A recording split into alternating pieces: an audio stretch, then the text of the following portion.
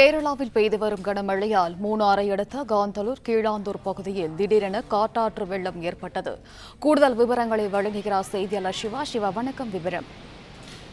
வணக்கம். கேரளா மாநிலம் மூணார் அடுத்துள்ள காந்தலூர் கீழனூர் பகுதியில் திடீரென்று காட்டார் வெள்ளம் ஏற்பட்டது.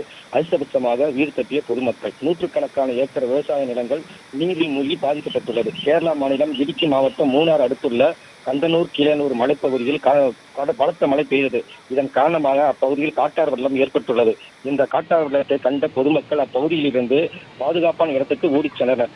இதில் உயிர் சேதங்கள் எதுவும் ஏற்படவில்லை என குறிப்பிடத்தக்கது. காட்டார் வெள்ளத்தால் கரும்பு, கேரட், வெள்ளப்பூடு உள்ளிட்ட பயிரிட்ட விளைநிலங்களில் காட்டார் வெள்ளம் புகுந்து பூரம் சேதப்படுத்தியது. இதனால் 100க்கும் மேற்பட்ட ஏக்கரை பயிரிட்ட நிலங்கள் அனைத்துமே நீர் மூழ்கி சேதமடைந்தது குறிப்பிடத்தக்கது.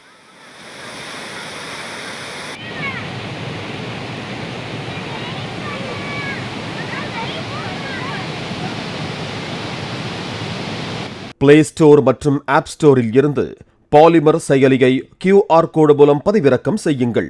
செய்திகளை உடனுக்குடன் பெறுங்கள்.